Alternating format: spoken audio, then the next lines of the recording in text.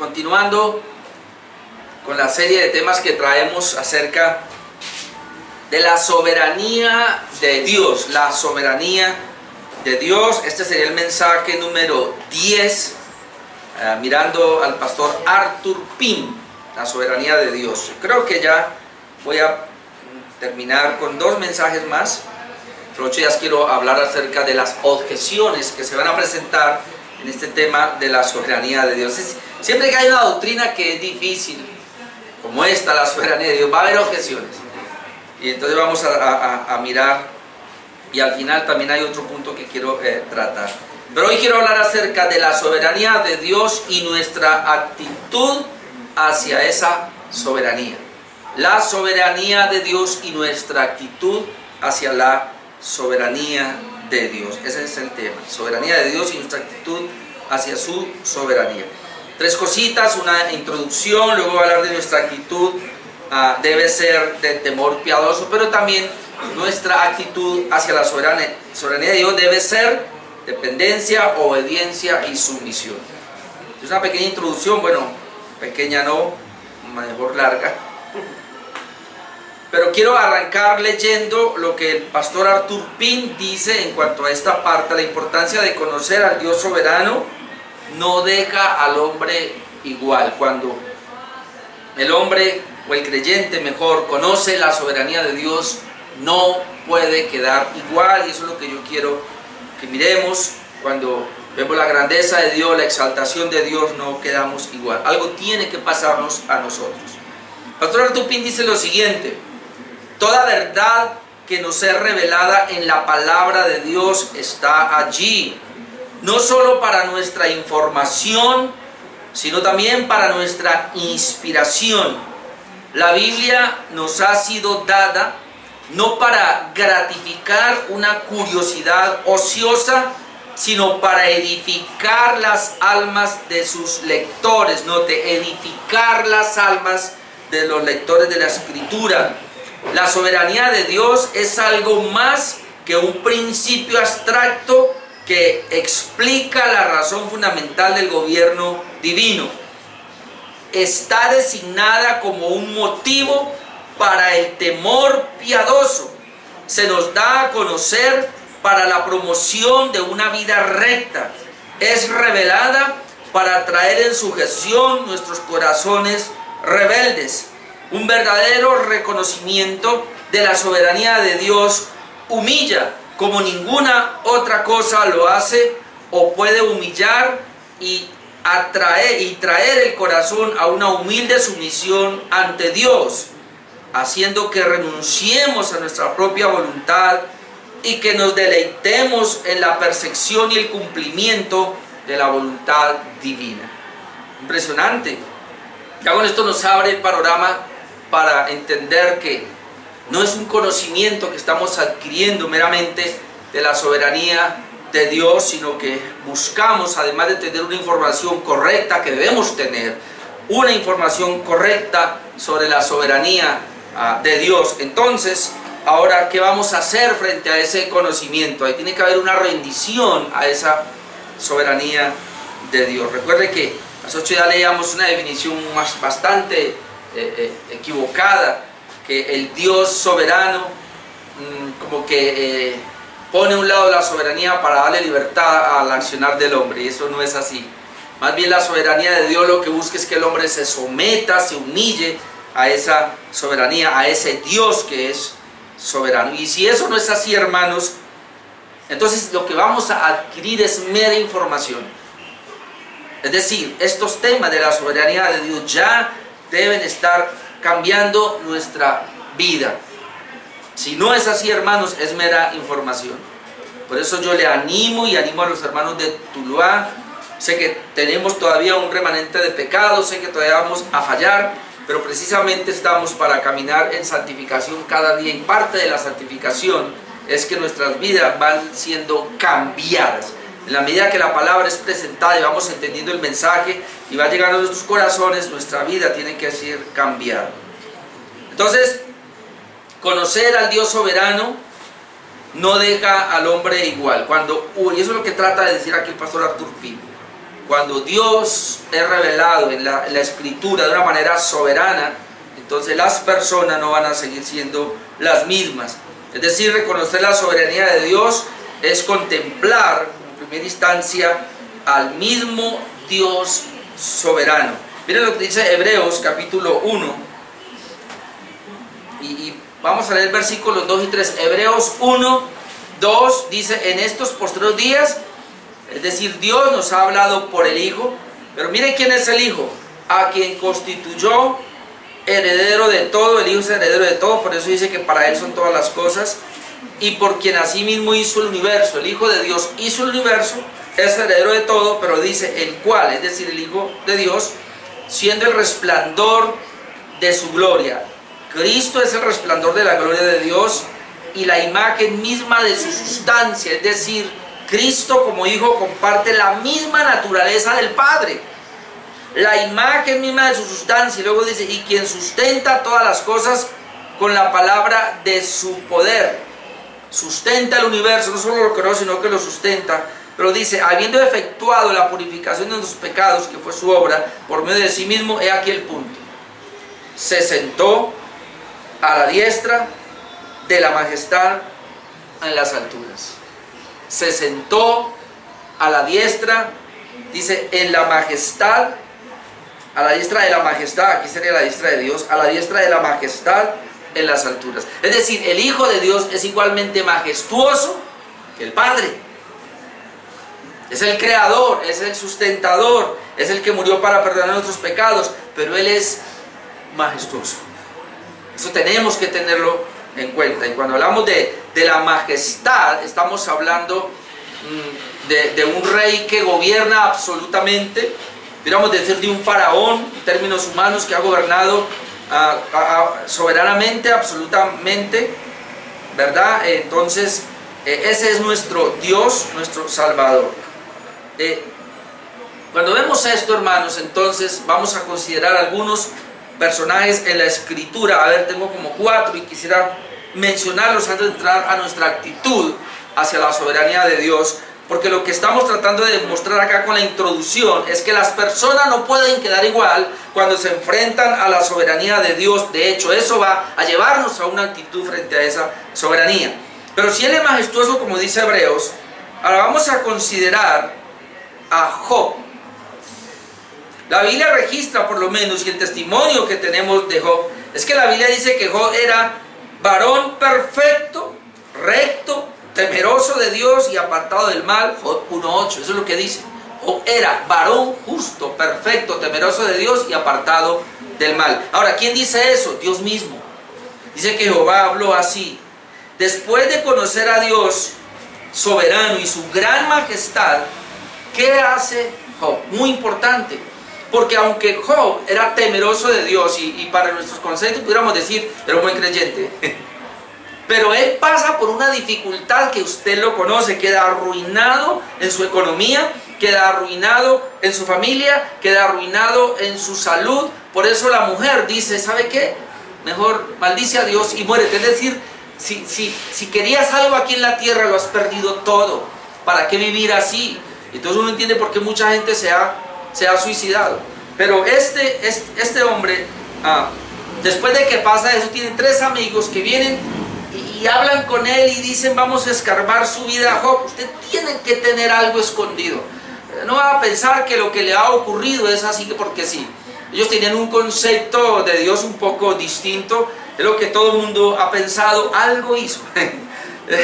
Si le está pasando es porque algo hizo, algo tiene escondido, Dios se las está cobrando, no sabemos, el pecado le está viniendo, ¿no? Más o menos es la idea que estos amigos de Job comienzan a lanzarle.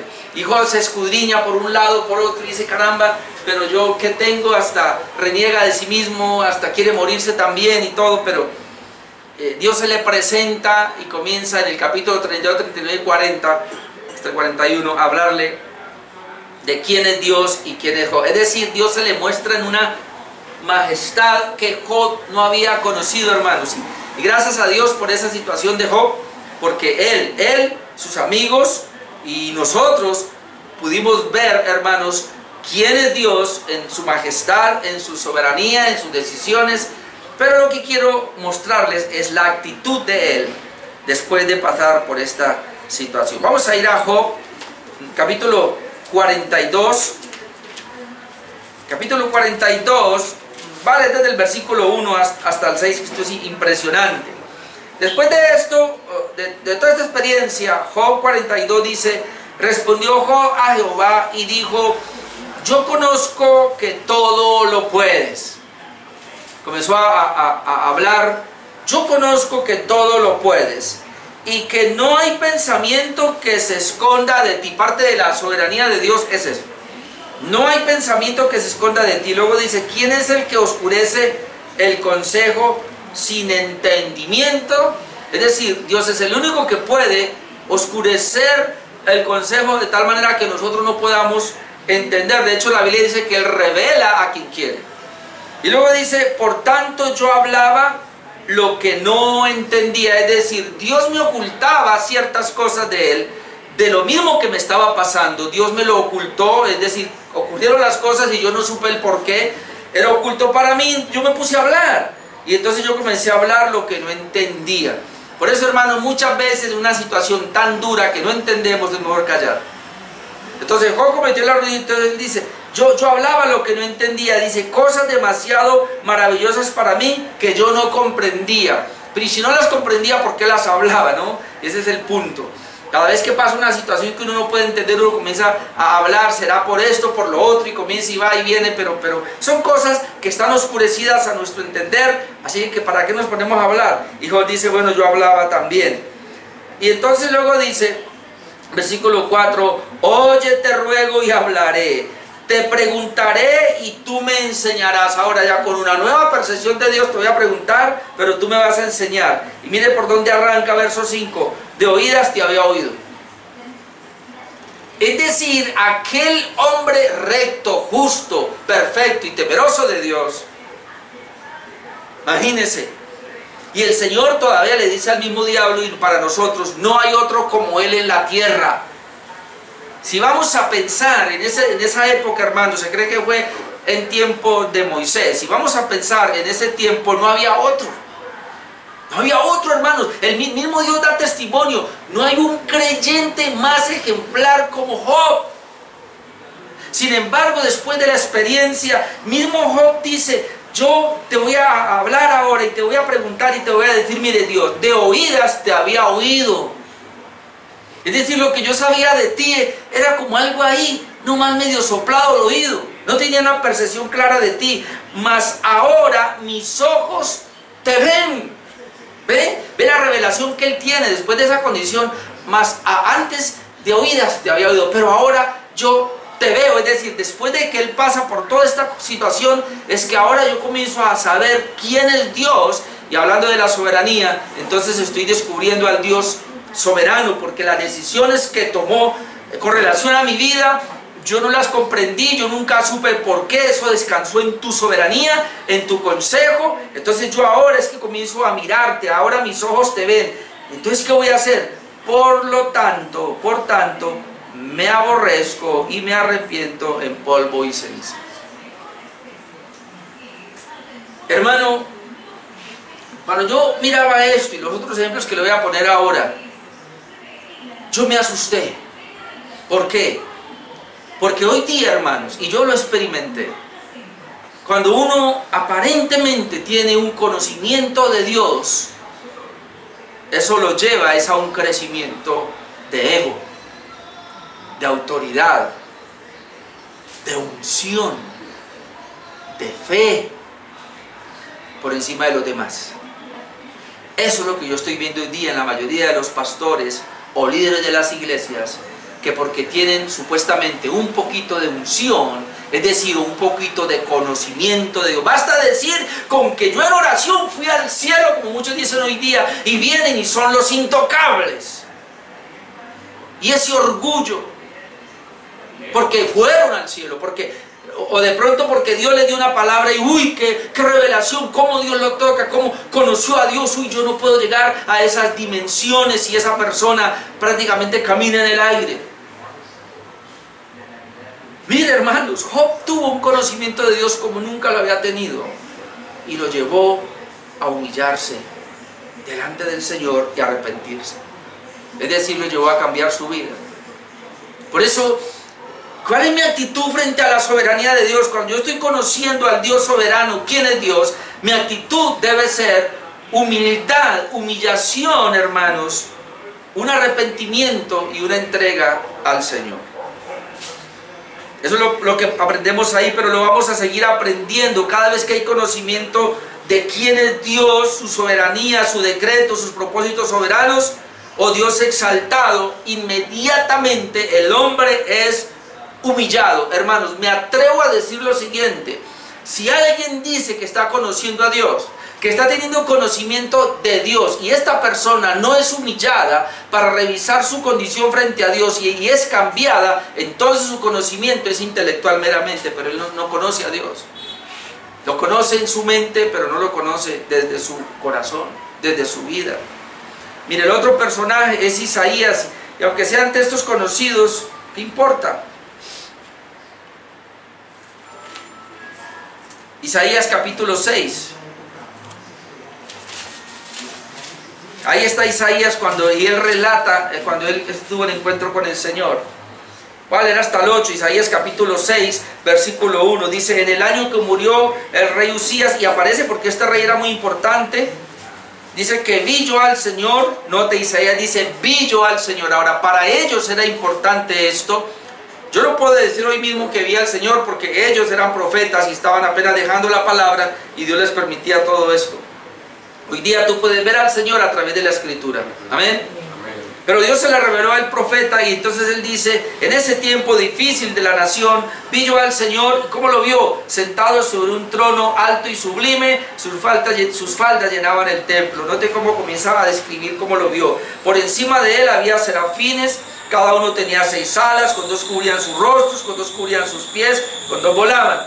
Y el uno al otro daba voces diciendo: Santo, Santo, Santo, Jehová de los ejércitos, toda la tierra está llena de su gloria. Es decir, en la visión él puede ver a los serafines, a los ángeles, alabando la gloria de Dios y la santidad.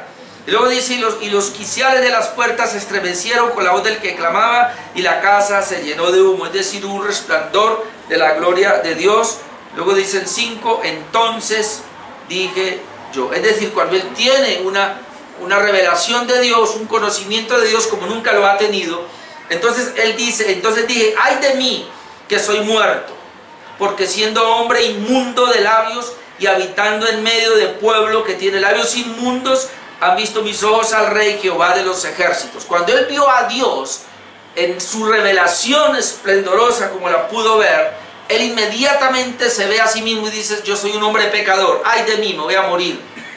Y cuando él clama eso, porque dice: porque la santidad de Dios es tan tremenda que mi pecado es muy grande. Y yo he escuchado a muchos reformadores decir: mientras la gloria de Dios o la santidad de Dios se le revela a un hombre, lo primero que él va a ver es su pecado. Más gloria, más pecado. Más revelación de Dios, más pecaminosa se va a ver la persona. No solo se va a ver, sino que va a ver la necesidad de un arrepentimiento. Por eso luego sigue diciendo el verso 6, y entonces cuando él dice: ay de mí que me voy a morir, dice que inmediatamente voló hacia mí uno de los serafines, teniendo en su mano un carbón encendido, tomado del altar con unas tenazas, y tocando con él sobre mi boca, dijo: he aquí que esto tocó mis labios y es quitada tu culpa y limpio tu pecado. Es decir, como un arrepentimiento, inmediatamente es Dios, porque hermanos, estamos hablando de la presencia de Dios. La santidad de Dios y la gloria de Dios puede fulminar a una persona que está en pecado. Por eso Dios le da la gracia, y cuando él reconoce su pecado, le da la gracia, y entonces va inmediatamente y lo limpia. Cuando lo limpia, dice después, y este después me gusta, porque él no había oído la voz de Dios. ¿después de qué? Después de que tiene un conocimiento de Dios, después de que él se conoce a sí mismo, después de que él se arrepiente, después de que él es limpiado y que es perdonado, es decir, entra en una comunión con Dios mucho mejor. Después de esto dice: oí la voz del Señor que decía: ¿a quién enviaré y quién irá por nosotros? Entonces respondí yo y dije: heme aquí, envíame a mí. Yo estoy notando aquí que hay no sé, una oscuridad, hay hay un freno, hay un taco, yo no sé cómo llamarlo, en el hecho de que tal vez nosotros no le servimos a Dios como debiéramos servirle, porque todavía, hermanos, no hemos pasado esta experiencia de conocer quién es Dios, de conocernos quiénes somos nosotros, de recibir el perdón del Señor a nuestras vidas, porque tenemos una vida continuamente de arrepentimiento. Y entonces ahí comenzamos a escuchar la voz de Dios y ya no nos hacemos los sordos, sino que decimos: yo voy, Señor, yo voy. Vuelvo a tocar el punto.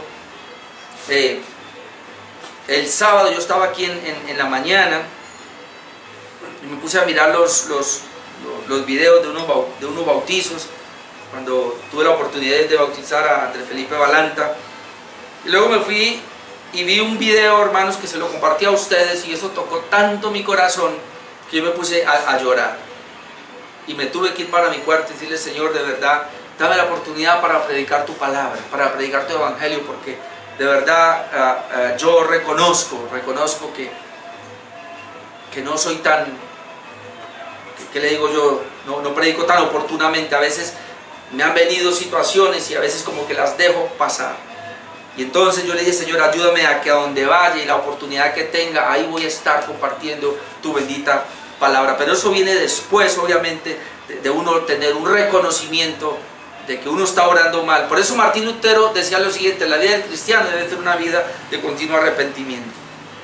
Es decir, pero para que haya ese continuo arrepentimiento, de rendirnos al Señor y decir: aquí estoy yo, Señor, para que me uses, como dijo aquí Isaías, debo tener un encuentro con el Señor a través de su palabra. Debo estarlo viendo a través de su palabra. Y esto es soberanía de Dios, porque la soberanía de Dios hace parte, obviamente, de sus decretos. Pero miremos otro, y este es impresionante, y es Daniel. Vamos a mirar a Daniel capítulo 10. Daniel también fue un profeta que tuvo una experiencia con el Señor. Inmediatamente que vio al Señor, también mira su condición. Vamos a leer Daniel, a ver, versículo 1. Versículo 1, Daniel 1, y déjeme, yo le leo hasta el 12.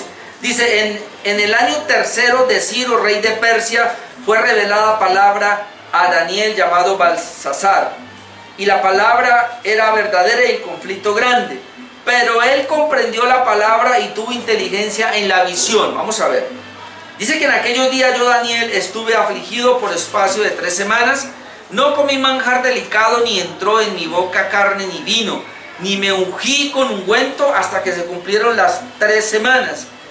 Y el día 24 del mes primero estaba yo a la orilla del río Hiddekel. Y alcé mis ojos y miré, y he aquí un varón, note, vestido de lino, ceñido sus lomos de oro de Ufaz.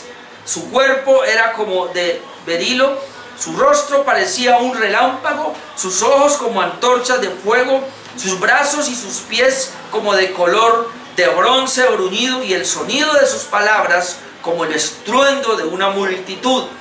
Y solo yo, Daniel, vi aquella visión, y no la vieron los hombres que estaban conmigo, sino que se apoderó de ellos un gran temor, y huyeron y se escondieron. Es decir, la presencia de Dios llegó, y estos hombres huyeron y se escondieron, pero solamente Daniel dice que pudo ver esa visión. Y luego dice el verso 8: quedé pues yo solo y vi esta gran visión, hermanos, y no quedó fuerza en mí. Antes mi fuerza se cambió en desfallecimiento, y no tuvo vigor mi alma, no tuve vigor alguno. Pero oí el sonido de sus palabras, y al oír el sonido de sus palabras caí sobre mi rostro en un profundo sueño, con mi rostro en tierra. Es decir, se humilló ante la presencia de esa majestad. Y he aquí una mano me tocó e hizo que me pusiese sobre mis rodillas y sobre las palmas de mis manos. Es decir, estaba acurrucado, no, gateando prácticamente, lo que yo veo, estaba gateando. Y me dijo: Daniel, varón muy amado, está atento a las palabras que te hablaré, y ponte en pie. Es decir, lo levantó, porque a ti he sido enviado ahora. Mientras hablaba esto conmigo, me puse en pie, como temblando. Entonces me dijo: Daniel, no temas, porque desde el primer día que dispusiste tu corazón a entender y a humillarte, en la presencia de tu Dios, fueron oídas tus palabras, y a causa de tus palabras yo he venido. ¿Qué hizo Daniel cuando vio la visión? Cayó de rodillas y se humilló ante el Señor. Yo no sé qué nos ha pasado a nosotros, mi amado hermano, pero yo viendo esto, yo me pregunto, ¿por qué nosotros no caemos ante el Señor? Nos falta temor de su grandeza, de quién es Él. O sea, estamos acostumbrados a tener cada vez como un conocimiento de Dios o teología en la Reforma, que nos olvidamos. De pronto se vuelve tan un conocimiento allí, nos olvidamos de ese ser, de ese Dios que se nos está dando a conocer, y no podemos ir a humillarnos ante su presencia. Porque esto es lo que yo veo que están haciendo estos personajes. Miremos otro, que es Juan, en Apocalipsis capítulo 1. No solo está en el Antiguo Pacto, hermanos, en el Nuevo Testamento, y eso que no menciono a Pedro, pero quiero que miremos a Juan en Apocalipsis capítulo 1, versículo 9.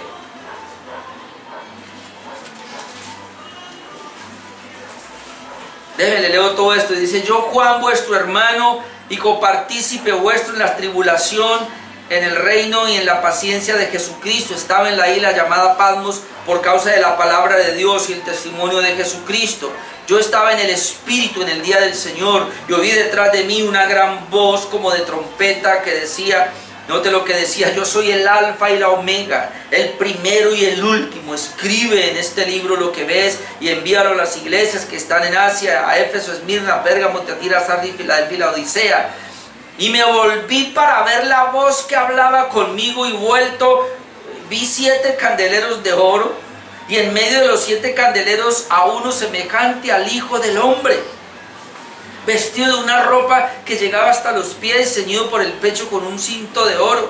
Su cabeza y sus cabellos eran blancos como blanca lana, como nieve, sus ojos como llama de fuego, y sus pies semejantes al bronce bruñido, refulgente como en el horno, y su voz como estruendo de muchas aguas. Es el mismo que vio Daniel. Tenía en su diestra 7 estrellas, de su boca salía una espada aguda de 2 filos, es decir, la palabra de Dios, y su rostro era como el sol cuando resplandece en su fuerza. Note, cuando le vi, caí como muerto a sus pies. Y él puso su diestra sobre mí, diciéndome: no temas, yo soy el primero y el último. Cuando le vi, hermanos, ¿será que no estamos viendo al Señor cuando estudiamos las Escrituras? ¿Será que no estamos viendo al Señor cuando leemos la palabra, cuando escuchamos un mensaje, cuando hacemos un estudio? ¿Será que estamos perdiendo nosotros la sensibilidad de Dios? ¿Que no estamos cayendo rendidos a sus pies para pedirle al Señor que nos ayude a cambiar aquellas cosas con las cuales aún estamos luchando? Si una pareja cayese a los pies de Jesús, su matrimonio no tendría dificultades, porque el Señor está allí. Yo le oro a Dios que nos permita ver al Señor, porque Él se deja conocer en la Escritura. Verlo, hermanos, ver su majestad, ver su soberanía. Esto es la introducción. Ya me acaba el tiempo. Pero el punto, quería enfatizar esto porque quería mostrarles que cuando una persona conoce al Dios soberano, no puede seguir siendo el mismo. No puede.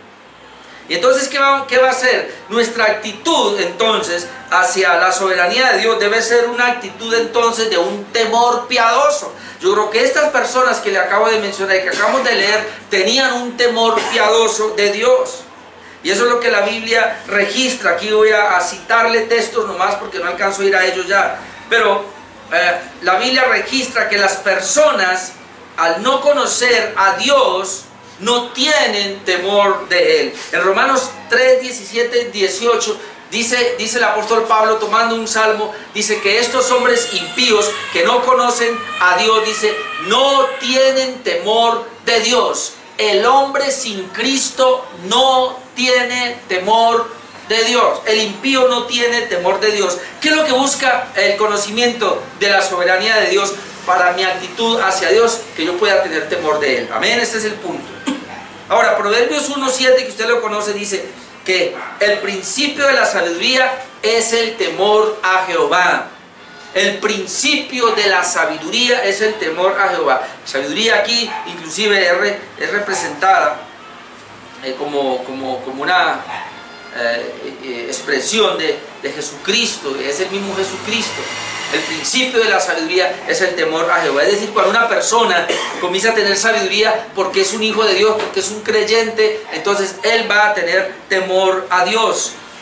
Ahora, Filipenses 2:12, que usted lo conoce, dice que el creyente debe ocuparse de su salvación con temor y temblor. Aquí hemos hablado que hay dos clases de temor: temor de miedo y temor reverente.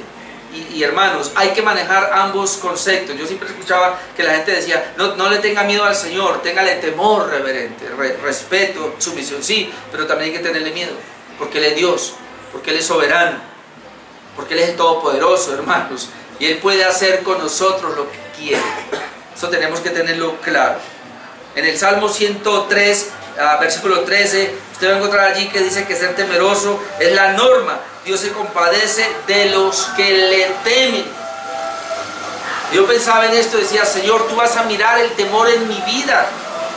El temor o el que teme a Dios hace que Dios se compadezca de esa persona. En otras palabras, el temor a Dios debe ser la norma en nuestra vida, en nuestra conducta. Cuando vamos a mirar otro texto que sería Isaías 66:2, dice que el Señor va a mirar al piadoso, al creyente, y miraré al que tiembla ante mi palabra. Ay, amado hermano, qué temor tenemos nosotros por la palabra de Dios. Tenemos un temor reverente, es decir, temblamos ante la palabra de Dios porque sabemos que Dios es el que nos está hablando. Predicadores que han dicho que prácticamente la palabra y Dios se unen, y yo estoy de acuerdo, porque aunque Dios es espíritu y Él es un ser supremo y nos ha dejado su palabra, y la palabra salió de su boca, pero es que la palabra es su voluntad, la palabra es su consejo, la palabra es su carácter, la palabra es la que nos habla de Él. Entonces tener temor ante la palabra es tener temor ante el mismo Dios. Primera de Pedro 17 dice que el temor a Dios no debe perderse por aquellos que son sus hijos. Dice que temamos a Dios, aunque debemos respetar al rey, pero debemos tener temor a Dios. Ahora, el ejemplo de este temor piadoso o de este temor reverente, obviamente, es nuestro Señor Jesucristo. Yo leo en Hebreos 5:7 cuando Él dice, y Cristo en los días de su carne, ofreciendo ruegos y súplicas, note, con gran clamor y lágrimas al que le podía librar de la muerte. Dice que fue oído a causa de su temor reverente. El Hijo de Dios, en el momento de su debilidad, en el momento de su carne, de la crisis que le tocó pasar. Recuerden que Jesús no pecó, fue perfecto, pero Él en su humanidad sufrió todos los dolores tuyos y míos. Lo que nosotros hemos experimentado, Jesús lo experimentó, y por eso Él tuvo que venir ante el Padre y clamar y pedir ayuda para que vinieras a socorrerlo, y hasta el punto que llegó a decir, Señor, hay otra manera. Y dice aquí que el Señor en los días de su carne ofreció ruegos, súplicas, dice, con clamor y lágrimas a Dios. Hermano, ¿cuándo fue la última vez que usted suplicó a Dios así, con clamor y lágrimas en sus ojos? ¿O ya perdimos eso? Ya perdimos de venir ante el Señor humillados y que nos salgan unas cuantas lágrimas. Ya lo perdimos. Pero dice, me llama la atención, dice que fue oído a causa de su temor reverente. El Hijo de Dios se acercó al Padre con temor reverente. Nunca lo perdió, a pesar de que era el Hijo. Nuestra actitud ahora también debe ser, ya dijimos, una actitud de temor piadoso, pero nuestra actitud debe ser también una actitud de dependencia, una actitud de obediencia y una actitud de sumisión. Vamos con la primera parte. La soberanía de Dios nos lleva a ser dependientes de Dios.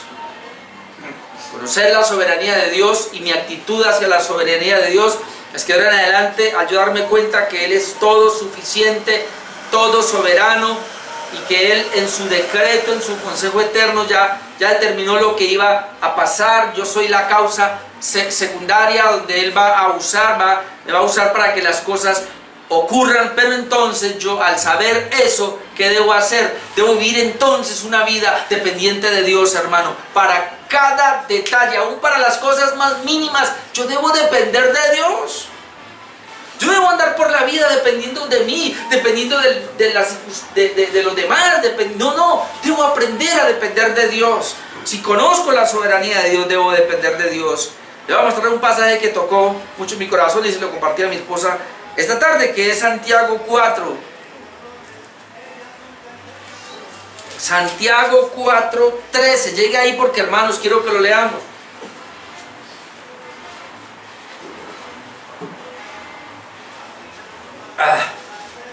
Santiago 4:13. Dice: vamos ahora los que decís, hoy y mañana iremos a tal ciudad y estaremos allá un año y traficaremos y ganaremos, cuando no sabéis lo que será mañana. Porque ¿qué es vuestra vida? Ciertamente es neblina que se aparece por un poco de tiempo y luego se desvanece. En lugar de lo cual deberíais decir: si el Señor quiere, viviremos y haremos esto o aquello. Esto es impresionante, hermanos. Y tal vez tocó mucho mi corazón precisamente por los planes. Tengo que hablar todavía porque está muy reciente de nuestro hermano Andrés Balanta. No podía ver todos los planes que él tenía programados. Como tú y yo podemos tener una cantidad de planes. Voy a hacer esto, voy a hacer lo otro, voy para allá, vengo para allá, a tal edad hago esto, a tal edad hago lo otro, después de esto lo otro. Sin comprender que nuestra vida es como neblina que se va. Por eso dice, en vez de yo planear las cosas y decir voy a hacer esto, lo otro y planear.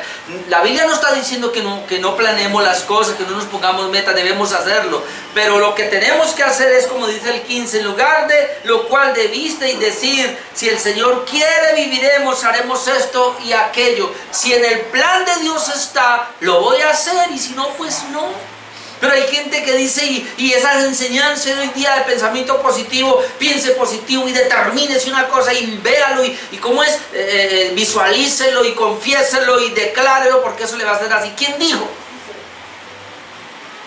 El Dios soberano se nos va a presentar a nosotros diciéndonos que Él ya decretó y determinó lo que va a pasar. Lo único que tenemos que hacer nosotros es descansar en Él y esperar que se haga su voluntad, no la mía. Por eso, si Dios quiere, voy mañana a tal parte. Si Dios quiere, haré aquello. Si Dios quiere, me conduciré por acá. Si está en sus manos, haré. Y si no, tranquilo. ¿Por qué me voy a preocupar? Si estoy confiando en la soberanía de Dios. La soberanía de Dios me debe llevar a ser dependiente de Él todo el tiempo.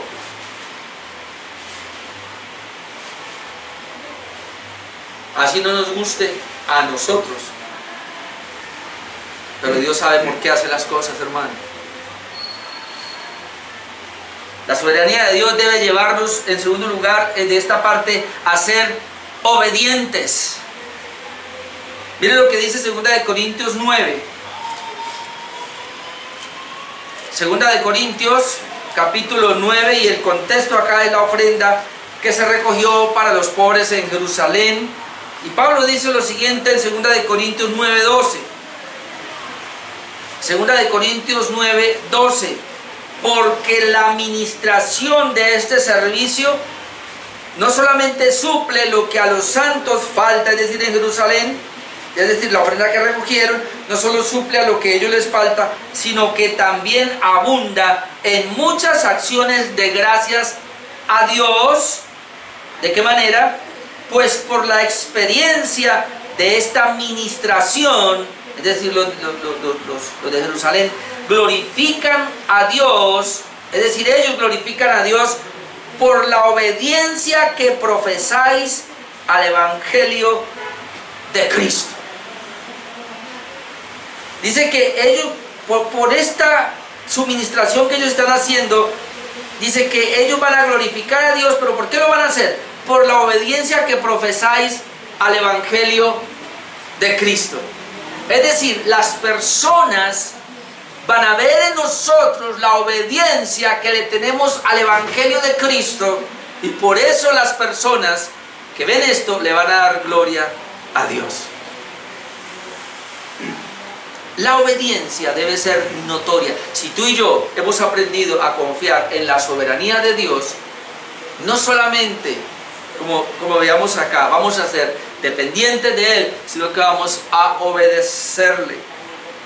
El ejemplo que tenemos ahora es Jesucristo. En Filipenses 2:8 usted conoce que dice que el Señor fue obediente hasta la muerte y muerte de cruz. En Hebreo dice que el Señor dijo: Señor, he aquí, vengo para hacer tu voluntad. Pero luego dice: como en el rollo del libro está escrito de mí. Es decir, lo que Dios determinó desde antes acerca del Hijo, el Hijo dijo: yo vengo a cumplirlo exactamente. Qué bueno, hermanos, que tú y yo lo levantáramos, y debe ser así ya, pero si no lo ha hecho, Señor, ¿a qué fue que vine a este mundo? No importa la edad que tenga y lo que haya hecho, Señor, lo que me resta de vida de ahora en adelante, hasta que tú me llames a tu presencia o vengas por segunda vez, ¿cuál es el derrotero tuyo para mi vida? Y yo me meto ahí. Porque dice que el Señor fue obediente hasta la muerte, y muerte de cruz. No cualquier muerte, muerte de cruz. Y otro punto en cuanto a la sumisión: la soberanía de Dios nos debe llevar a ser siervos solo de Él. Mateo 6:24, Jesús dice: no podéis servir a dos señores. O se sirve a las riquezas o se sirve a Dios, pero no se puede servir a los dos. O es esclavo del mundo, del dinero, de las riquezas, de todo lo que hay, o es esclavo de Cristo. Entonces, cuando conocemos la soberanía de Dios, mi actitud hacia esa soberanía es ser siervo de Cristo, no del mundo, no de mis placeres, mis gustos. La soberanía de Dios debe entonces llevarnos a aceptar los designios de Dios. Sería otro punto. ¿Cuál es mi actitud hacia la soberanía de Dios? Que yo debo aceptar los designios de Dios, hermano, independientemente si son buenos o malos para mí. ¿Qué dice Romanos 8:28? Todas las cosas ayudan a bien. Todas las cosas para Dios, lo que Él hace es bueno. Sería bueno que usted después fuera a Génesis 18:25. Pero cuando Abraham está intercediendo por Sodoma y Gomorra, ¿qué es lo que dice Abraham? ¿Acaso el Dios justo no hará lo que es justo? Dios es justo, amén. Y Él hará lo que es justo, hermano, hacia usted y a mí no nos parezca. Es decir, cuando nosotros vemos la soberanía de Dios, nosotros humildemente nos sometemos como siervos a la soberanía de Dios, aceptando los designios de Dios. Para nuestra hermana Marlene, el designio de Dios era que se quedara sin el hijo, y así fue, y ella lo aceptó, hermanos. Duro al comienzo, pero después me llama la atención que ella dice: Dios me lo dio 22 años, ya, y ya Él se lo llevó. Yo ya tengo, eso ya está en mi mente, que Dios solamente me dio a Andrés Felipe Avalanta para que estuviera conmigo 22 años, y ya. Y sabe, y Dios la preparó, porque ella estuvo sin él 6 meses.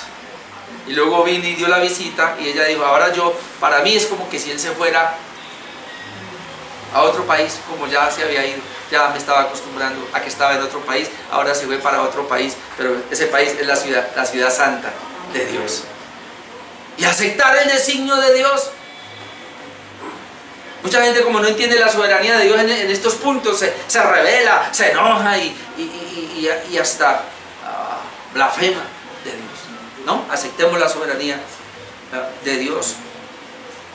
En Lucas 22:42, usted que puede leer, Jesús no se haga mi voluntad, sino la tuya. Es decir, Jesús mismo se doblegó ante la soberanía de Dios, ante la voluntad de Dios. El mismo Hijo de Dios dijo: Señor, yo vine a hacer tu voluntad, no se haga la mía. ¿Qué vamos a decir nosotros, criaturitas insignificantes delante de Dios, que queremos imponernos? Cuando Dios dice una cosa en su palabra, nos levantamos y así lo diga: yo hago lo que yo pienso, lo que yo quiero. ¿Qué nos creemos nosotros, hermanos? Debemos aceptar los designios de Dios y conocemos su soberanía. Mira lo que dice el pastor Artur Pin aquí, que es impresionante. Debemos inclinarnos ante la voluntad del Señor. A Él le corresponde decir dónde viviré, ya sea en América o África. A Él le corresponde determinar bajo qué circunstancias viviré, ya sea en medio de la riqueza o la pobreza, ya sea en salud o enfermedad. Le corresponde a Él decir cuánto tiempo viviré, si seré cortado en la juventud como la flor del campo, o si continuaré hasta los 60 años. Es a Él, hermano, no a mí. La soberanía de Dios también nos debe llevar a vivir entonces vidas de agradecimiento y de gozo. La soberanía de Dios me debe llevar a vivir una vida de agradecimiento y una vida de gozo. Efesios 5:20 dice que debemos dar gracias a Dios por todo. Es decir, sea bueno o sea malo. Note esta expresión. Dice Pablo: debemos dar gracias a Dios por todo. Una vez yo escuché a un pastor decir: no, por todo no. ¿Usted puede dar gracias a Dios porque se le murió un ser querido? No sé si ustedes me oyeron las oraciones que yo hice tanto el sábado como el domingo en el entierro. Señor, muchas gracias por lo que tú hiciste. La gente se asusta y darle gracias a Él. ¿Cómo así? Claro, dice la Biblia, búsquelo, Efesios 5:20 después, debemos dar gracias a Dios por todo. Pero también en 1 Tesalonicenses 5:18 dice que debemos dar gracias a Dios en todo. Por todo, sea bueno o sea malo para mí. En todo es cuando estoy metido en el problema, en cualquiera que sea. En esa condición debo darle gracias a Dios, no solamente por todo, sino en todo. Debemos vivir también gozosos en las tribulaciones. Dice en 2 Corintios 6:10, dice que nosotros somos como entristecidos, mas siempre gozosos. ¿Usted puede entender eso? Vivir como entristecidos, mas siempre gozosos. Es decir, van a haber momentos, hermanos, situaciones que nos van a causar tristeza, pero esas tristezas deben vivirse con el gozo del Señor. Ahí donde dice, como empobrecidos, mas teniéndolo todos, como derribados, mas siempre levantando, algo así. Y luego esa parte dice también, como entristecidos, mas siempre gozosos. Y en 1 Tesalonicenses 5:16 dice, estar siempre gozoso. Ahora la pregunta es, ¿cómo yo voy a estar siempre gozoso? Hermano, la única manera de estar siempre gozosos es aceptando la soberanía de Dios. Dígame, ¿qué es lo que a usted le quita el gozo? No son situaciones a veces que se le dan. Yo tengo problema con eso y mi esposa lo sabe. Cuando no se me dan las cosas como yo quiero, me enojo inmediatamente y ya tengo que aprender, porque ahora que miraba todo eso, bueno, Señor, si no se dieron las cosas, no voy a enojarme, porque hace parte de tu soberanía. Como lo dije hace 8 días, lo que pasa de ahora en adelante, eso ya es la soberanía, ya es parte del decreto de Dios. ¿Y por qué dice así? Porque nada pasa sin el consentimiento de Dios. Todo, hermanos, todo. Dice que no cae un pajarito a tierra sin la voluntad de Dios. Aún nuestros cabellos están contados, indicando que ni siquiera un cabello se va a perder sin la voluntad de Dios. Es decir, Dios conoce tanto todo, que es bueno que aceptemos esos designios de la soberanía de Dios. Y nuestro ejemplo máximo, ya para ir terminando, de este punto de nuestra actitud hacia la soberanía de Dios, en cuanto a la obediencia, en cuanto a la sumisión, pero sobre todo en cuanto al gozo, sería lo que dice Hebreos 2.2. Hebreos 2.2 dice lo siguiente: puesto los ojos en Jesús, el autor y consumador de la fe, note, el cual por el gozo puesto delante de él sufrió la cruz, menospreciando el oprobio, y se sentó a la diestra del trono de Dios. Note, me gusta esto. Dice que el ejemplo mío es Jesús, entonces ponga los ojos en Jesús. ¿Quién es Él? Él es el autor y consumador de nuestra fe. Es decir, Él es el que inicia la fe, Él es el que la da a nosotros. Pero luego dice, el cual por el gozo puesto delante de Él sufrió la cruz. ¿Cómo hizo Jesús para padecer el sufrimiento? Para sufrir la cruz, Él puso el gozo delante de Él. En otras palabras, sufrió, pero Él internamente se gozaba. ¿Y cómo se gozaba? Hermano, ¿sabe cuál era el gozo de Él? Que Él estaba haciendo la voluntad del Padre. Cuando muchos de estos hombres fueron martirizados, cuando uno lee la historia del cristianismo, algo que a ellos los llevaba a morir, no quejándose, sino aún predicando la palabra. No recuerdo quién fue el que dijo, cuando le estaban metiendo candela, dijo, esta llama de ahora que está quemando mi cuerpo no se compara a las llamas del infierno. Yo de ahora salgo y me voy para el Señor, pero ustedes, si no se arrepienten, van a ir al infierno a sufrir estas llamas peores, no solamente en su cuerpo, sino en la misma alma. Y esta gente entonces, por el gozo que habían puesto, y como dice Jesús, puso el gozo delante de Él, y así entonces sufrió la cruz. ¿Y qué pasó? Y menospreció el oprobio. Es decir, despreció, menospreciar es despreciar el oprobio o el sufrimiento. ¿Y qué importa si sufro? Igual si padezco, esto es temporal, yo tengo una vida que me espera totalmente diferente, ¿verdad? Esa es la gran esperanza que tenemos nosotros.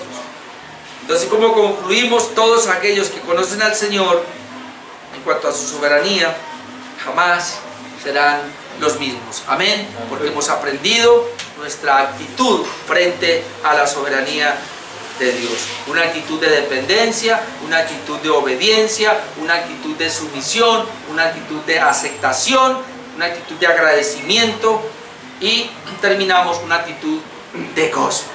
¿Por qué? Porque tenemos un concepto de quién es Dios soberano. Amén. Vamos a orar. Amado Dios.